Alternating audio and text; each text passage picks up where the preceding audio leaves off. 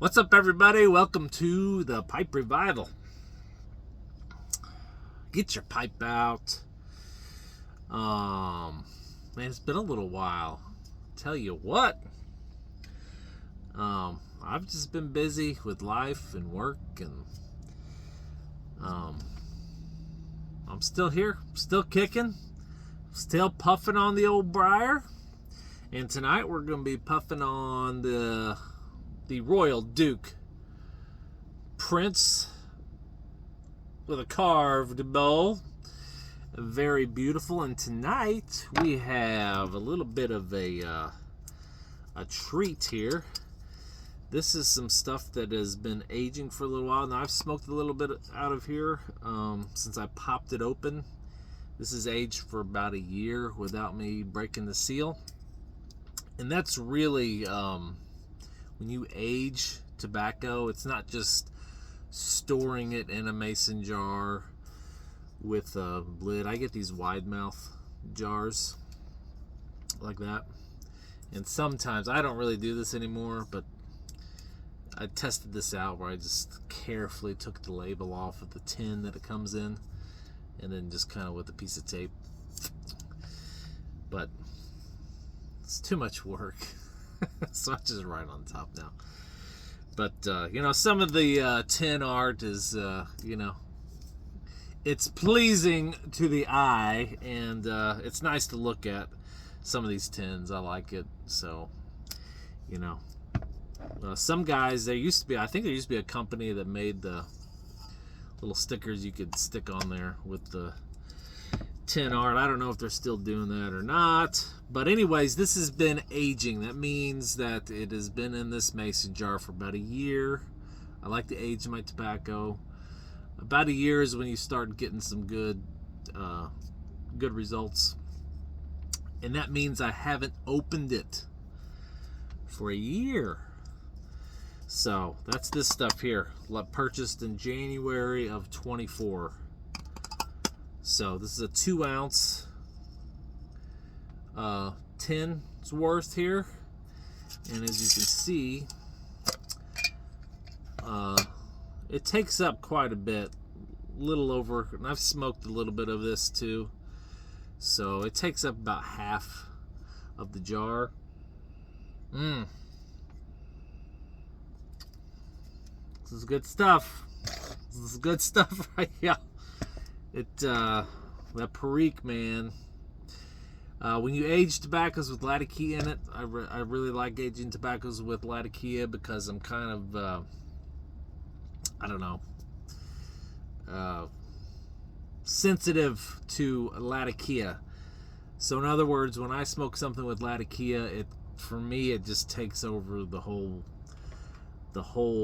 blend, and I get nothing out of it except Latakia. Some of you might like that, and for some of you it may not be like that. For me it is. So aging these tobaccos with Latakia in it really mellows out the Latakia, and for me it makes it much more enjoyable. And this one I could just, you just get a little bit of Latakia in there, but you can smell that Perique. Woo, buddy, that's exciting. This is going to be pretty potent tobacco too, which a lot of Cornell and Diehl blends are, I feel like. And by the way, this is Cornell and Diehl Bayou Night. I don't think I mentioned that on here. This is Bayou Night. So they have the Bayou Morning, which is just a standard, I say standard, it's a masterfully blended vapor Virginia Perique blend. It is delicioso, and I need to get some more of that stuff. I'm mulling over smoking through all this tobacco that I have, without buying. As pipe smokers, part of the experience of smoking a pipe with pipe smokers is the amount of blends available, the variety. and there's a ton of them out there.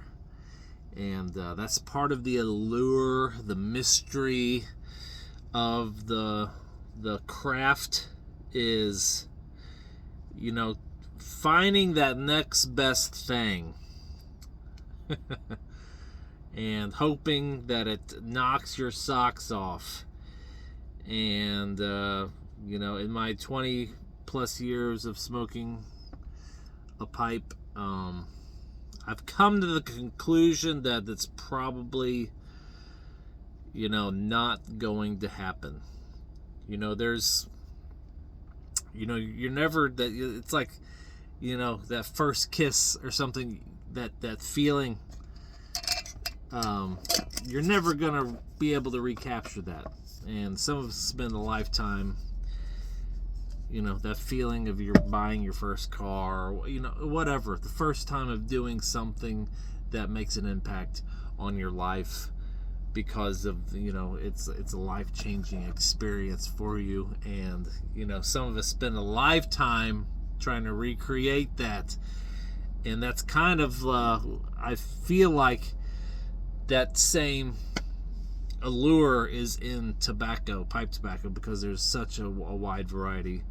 And we, you know, that first time we get in the zone with the tobacco where we finally understand what we're doing, and we kind of get it down pat, and we have that experience with pipe and pipe tobacco that keeps us coming back for years and years and years. And anybody that is, you know, stuck it out past, like, you know, what, 6 months, you've had this experience. Probably that's why you're still smoking a pipe. If you quit smoking a pipe, to me it'd be obvious that you haven't had that experience that keeps us coming back for more and more and more.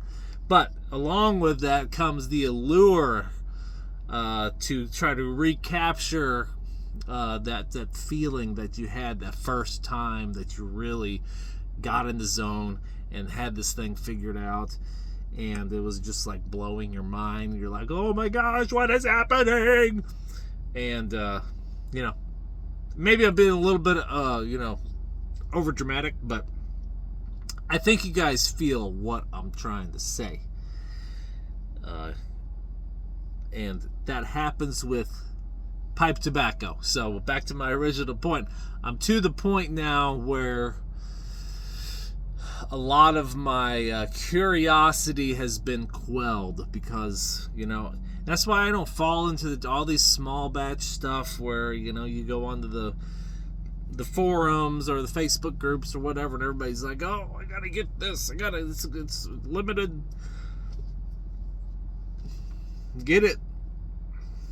I ain't really too worried about it, because I know what I like, and I know what type of tobacco that I like, and I know that there's, you know, some of the limited blend, limited batch, small batch, whatever, it's because they're using aged tobacco, and so, you know, they make a small batch out of it, because aged tobacco, especially Virginia and stuff like that, is really good. So they make a small batch out of it, limited release, and then but, you know, the good stuff, the top sellers, the stuff those are available all the time. Typically, unless you a weird company like Germain and Esoterica and all them guys that are constantly out of, everything's on back order. But anyways, not going to get into a opinionated and provocative. I'm going to get to the pipe smoking here. That's what we're all here for. And, you know, I could never tire of talking about smoking a pipe, because it's one of, I'm very passionate about it. And it's something that I love, and I've loved for a long time. Even before I was a pipe smoker, I loved the pipe. And I loved the aroma of it, and I loved watching my grandpa smoke it, and getting little whiffs of it here and there. And so it's always been something that's fascinated me for, you know, my whole life, that I have a memory of, you know. And I'm sure it's the same for a lot of you out there. And that's why you're here watching a video trying to capture, a buddy that you could sit down and have a conversation about something you're passionate about as well. So let's light this thing up. And nothing fancy here. We got our big lighter, and I have some fancy stuff. You guys have seen it. I really don't use it. I'm what Mutton Chop Piper would call a utility pipe smoker. It's not about the fanciness and the getting all gussied up or whatever, or trying to portray an image that I'm intelligent. We all know that ain't true. But anyways, I'm a utility pipe smoker where I just like the simplistic nature of it, and the more simple, the better. So, anyways, let's get this old Dr. Graybo fired up. Cornell and Diehl, Bayou Night. Here we go.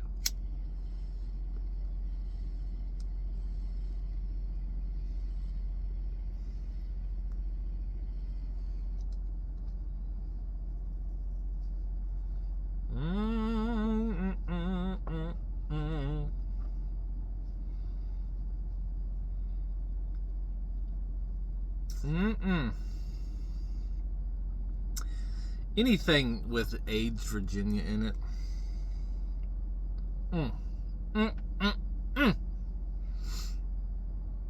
it's going to be good. Perique, surprising, because Perique is already aged. It's already been processed to make it a Perique, over a year. It takes like I think 6 months or to a year to make Perique. They have to press it all down, and they keep putting more pressure on it every day, and they do that for so many weeks, and then they release all the pressure. Then they take all the leaves out, restack it, put it back in, and put more pressure on it, and they just keep doing that over and over for I think 8 months to a year, something like that. Don't quote me on that. But they do it for quite a while, and that's how you get that Perique. And it's not just that. It's not just that process. It's the area in which it is done. The was it the St. James Parish or the Acadian or something like that down there in Louisiana.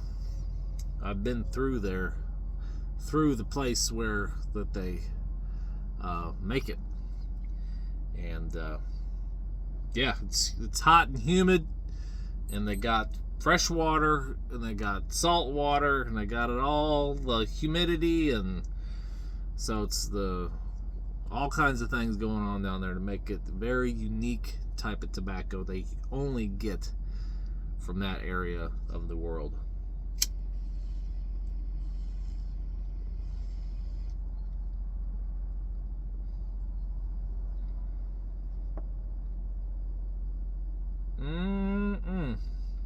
Boy,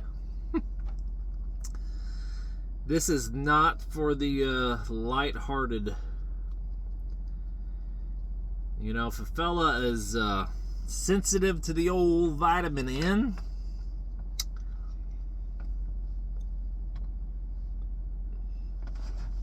I can already tell you this probably kick your butt.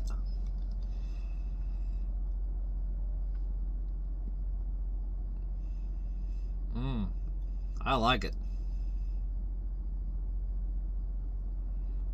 I like it a lot.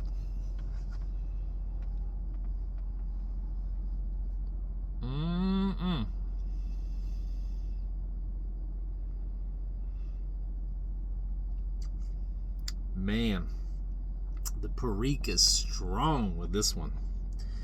Everything else is just a supporting role. Let's read the label on this one. A Scottish type blend of Latakia, or Latakia for some of you fellas out there. Just want to be different.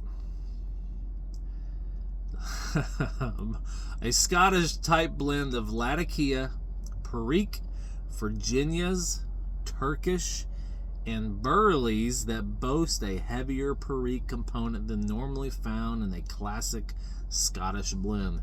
A full smoke that is surprisingly cool on the palate. So that's why I'm getting that Perique, because man, woo! It has a heavier Perique component to it, which really comes through right now.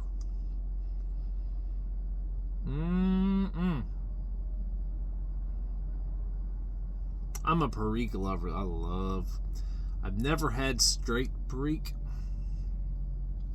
but I actually have it with me. It's Cornell and Deal's exclusive. I may do a video, and we'll a companion podcast, and we'll do some exclusive. That is, I think it's like, I don't know what the percentage of Perique in that one is, but I know it's pretty high. I think it's one of their highest percentages of Perique they put in a blend, and that's exclusive. And I have some of that has also been aged for a year. So if we're looking for something that's really gonna whoop our ass and melt us into the floor, as Paladin Piper would put it, I didn't come up with that one. He came up with that one. Then yeah, the exclusive should do it, because Perique is pretty high in the vitamin N category. So yeah, that one should do it. And I haven't smoked any of that one. I haven't. It's been aging. Let me get it.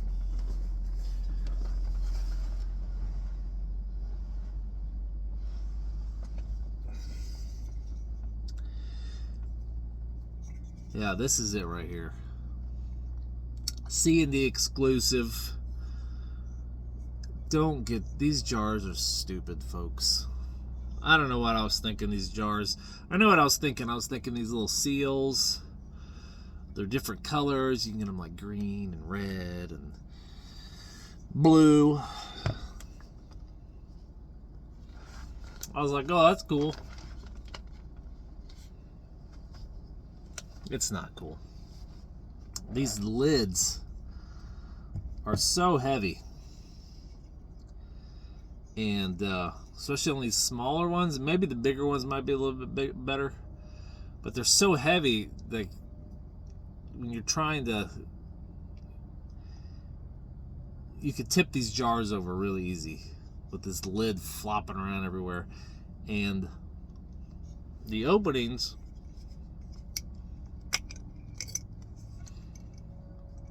are not as big. I know this isn't a good example, but I just don't like them, folks.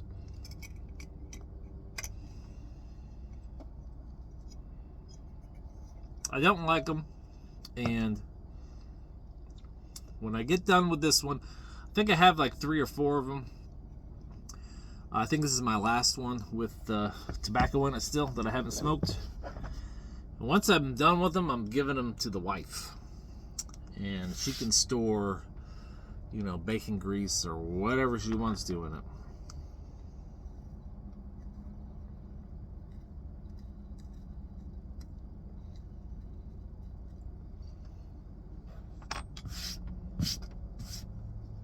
I'm not going to use them anymore.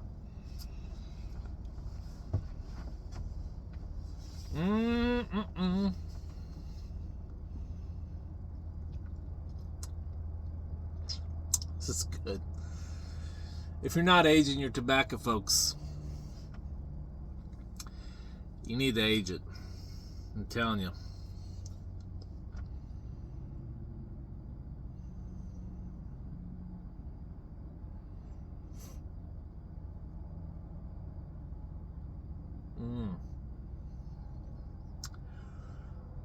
What it does is it really rounds out all of the sharp edges.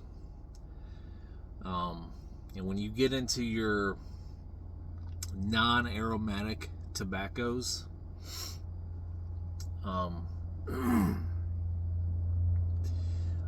you'll run into some rough edges. Let's just be honest, okay? You're gonna run into, because it's just the nature of tobacco, especially fresher tobacco.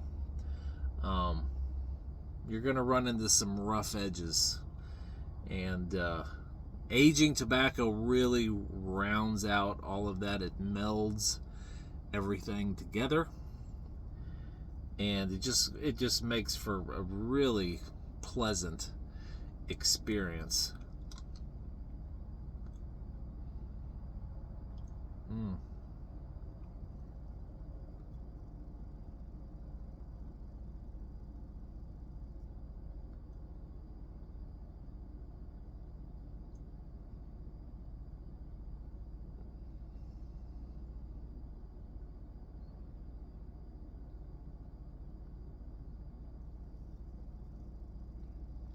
I mean, that gum.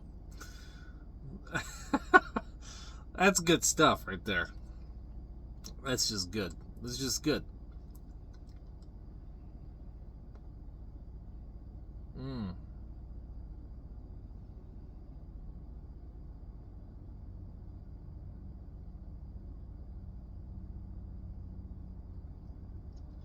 I mean, the flavor is there. It tastes. It's like I'm eating. I mean, it's all there. It's all there. Wonderful aroma, especially a bowl aroma, which is my favorite. That's why I push the smoke out in my bowl so much. If you guys have watched me,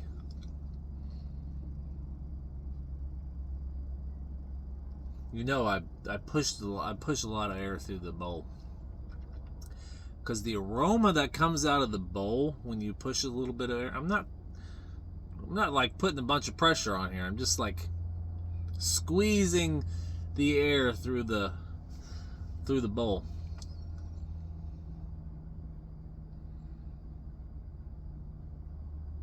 But the aroma that comes out of the bowl is where, I mean, that's where it at. When you get that, tickle your nose a little bit. Doggy. That and retrohaling for me. Those are the two things. Oh my gosh. That's where it's at.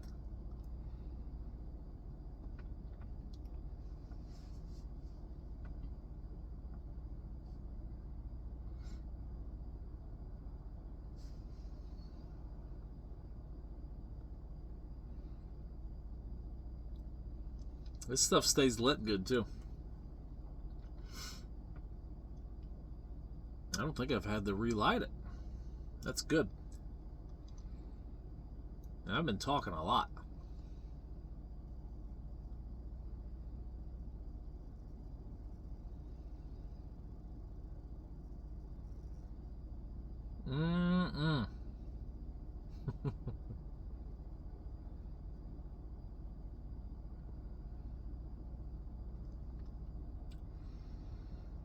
Folks, if you're not a pipe smoker, if smoking turns you off or whatever, you got health concerns, you know,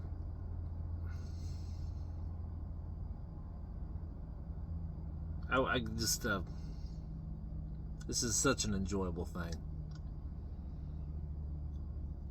And it doesn't have to. This is a $38 pipe I got right here. This beautiful, beautiful pipe. I mean, look at that bad boy. That is a beautiful pipe. It's well made. It's got great finish on it. There's no fills in this one. This is a nice pipe. I mean, this is as nice as you can get. If it had a silver band on there, then it would be as nice as you could get. These are great pipes. And tobacco is cheap.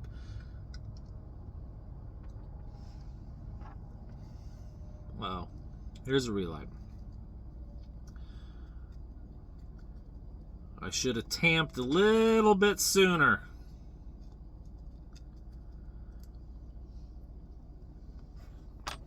Get my drawback where it needs to be.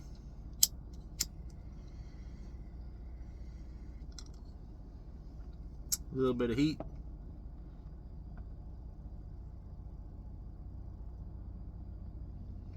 But pipe tobacco is by far the cheapest way to consume tobacco. The most expensive way to consume tobacco is smoking a pack a day of cigarettes. That is by far the most expensive.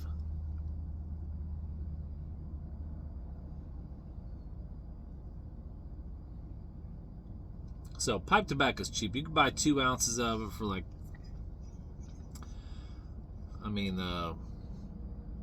think 2 ounces of most Cornell and Diehl blends is like $13, something like that. $12.50, $13.50, something like that. And 2 ounces of tobacco is a lot of tobacco. I forget I added this up. I think you can get, in 1 ounce of tobacco, I think you can get 14 to 15 bowls. In a bowl like this, a medium-sized bowl. If you have one of those big, huge pipes, you know, it's gonna, but like a medium-sized factory pipe, which a lot of the factory pipes, the bowls are pretty much gonna be very similar.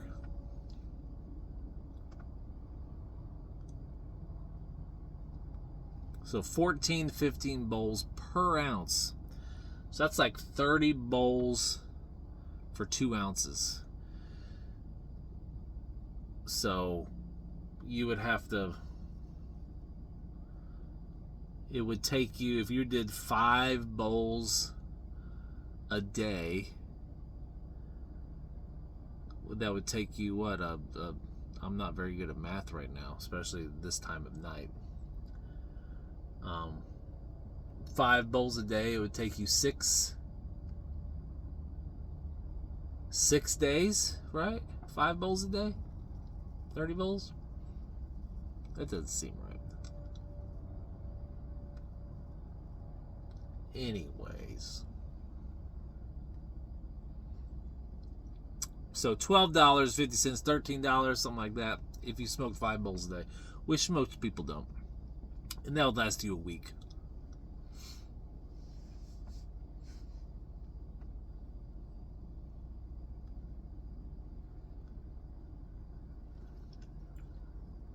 I go through 2 ounces about, when I'm really getting after it, about 10 days, 10, 11 days, something like that. I'll go through 2 ounces of tobacco.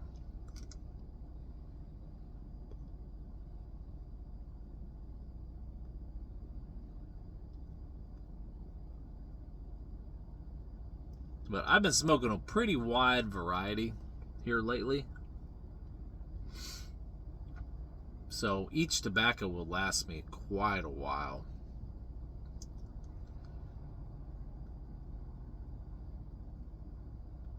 I do get on kicks like with the Cornell and Diehl Exhausted Rooster. I couldn't put that stuff down. I smoked that until I didn't have any more of it left. That was outstanding stuff. And the Three Friars wasn't far behind. Once I got the Exhausted Rooster done, I was hitting up that Three Friars like it was going out of style.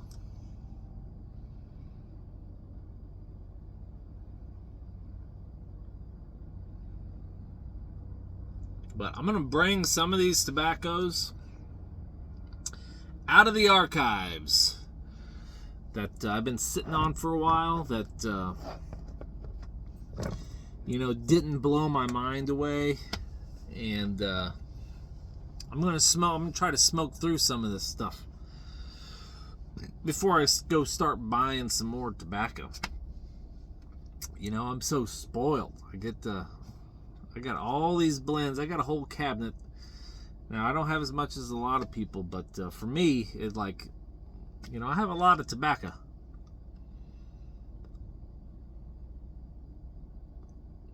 I need to start going through it.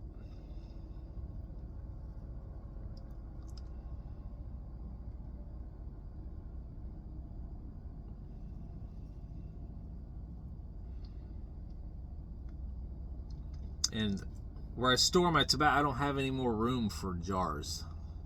So that's really the main reason. I don't want to buy any more jars, and I don't want to have to come up with a place to put my tobacco. I mean, I'm already technically out of room. I got some, you know, I got tobacco kind of laying around everywhere. Next to my recliner, I got a little table. I got a pipe rack there with some of my pipes there, and I got some tobacco there. Got some Prince Albert, and I think I got some Stockton there, and some Three Nuns. That's my. Those are my special. Those are my weekend tobaccos. Those are the ones I really enjoy. Three Nuns is, you know.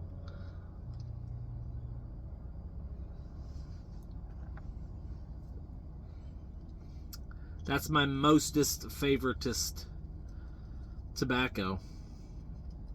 Is Three Nuns. And I reserve that for the weekends. That's my get home from, get done with all my chores, get cleaned up, and go sit in my recliner and, you know, turn a basketball game on and light up a bowl of Three Nuns.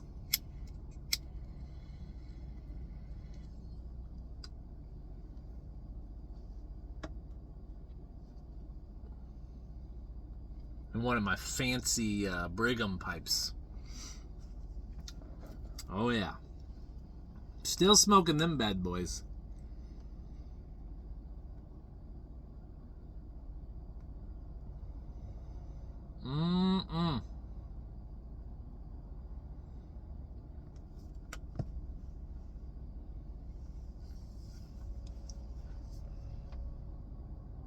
This is good stuff, folks.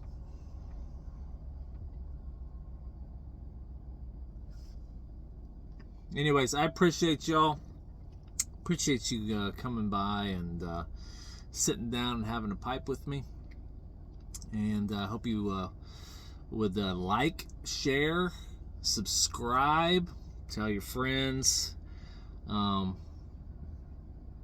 I've said this several times. I want to get to where we're doing this like a live.